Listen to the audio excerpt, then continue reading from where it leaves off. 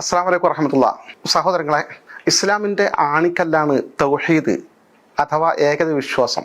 ലാ ഇലാഹ ഇല്ലല്ലാ, അള്ളാഹു ഒഴികെ ഒരു ദൈവവും ഇല്ല എന്ന അടിസ്ഥാനപരമായ ആദർശം. ഈ തൗഹീദിന്റെ വചനത്തിന് 1920-കളിൽ കേരളീയ മുസ്ലിം ചരിത്രത്തിൽ ആദ്യമായി പുതിയ അർത്ഥകൽപ്പന നടത്തിക്കൊണ്ട് മഹാത്മാക്കളുമായി ബന്ധപ്പെട്ട സഹായങ്ങളും ബറക്കത്തുകളും ഷിർക്കാക്കി ചിത്രീകരിച്ചുകൊണ്ട് കടന്നു വന്ന വിഭാഗമാണ് കേരളത്തിലെ മുജാഹിദ് പ്രസ്ഥാനം. കേരളത്തിൽ ആശയപരമായി അവരെ ശക്തമായി എതിർത്തതിന്റെ ഫലമായി ഇന്ന് കേരളത്തിലെ മുജാഹിദ് പ്രസ്ഥാനം ഇതേ വിഷയത്തിന്റെ പേരിൽ പരസ്പരം തമ്മിലടിച്ചുകൊണ്ട് ശിഥിലമായി കിടക്കുകയാണ്. മറഞ്ഞ വഴിക്ക് ഉപകാരം ഉപദ്രവം ചെയ്യാൻ ജിന്നിനും പിശാചിനും കഴിയുമെന്ന് പറഞ്ഞതിന്റെ പേരിൽ തർക്കത്തോട് തർക്കമാണ്. ഈ വിഷയത്തിൽ യോജിപ്പിലെത്താനാകാതെ ഛിന്ന ഭിന്നമായി കഴിഞ്ഞു. ജമാഅത്തെ ഇസ്ലാമി പിന്നീട് പ്രത്യക്ഷപ്പെട്ടു. അവരും പുതിയ ആശയവുമായി വന്നു. ഇന്ത്യ ഗവൺമെന്റ് അനുസരിച്ചാൽ, തെരഞ്ഞെടുപ്പിൽ മത്സരിച്ചാൽ ഇസ്ലാമിൽ നിന്ന് പുറത്തു പോകും, കാഫറുകളാവും, മുശ്രിക്കുകളാവും എന്ന് പറഞ്ഞു.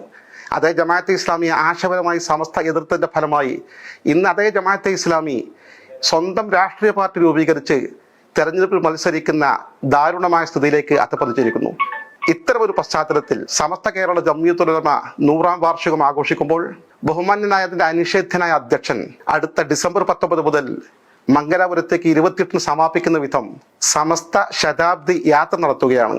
അന്തസ്സായി ആത്മാഭിമാനത്തോടെ നടത്താൻ കഴിയുന്ന ഈ യാത്രയിൽ എല്ലാവർക്കും പങ്കാളികളാകാം. പരിശുദ്ധ ഇസ്ലാമിന്റെ ഒറിജിനാലിറ്റി ഉൾക്കൊണ്ടുകൊണ്ട് മുന്നോട്ട് പോകാം. ബിദഅ വിഭാഗങ്ങളെ കൈയൊഴുക്കാം. അള്ളാഹു തൗഫീഖ് ചെയ്യട്ടെ.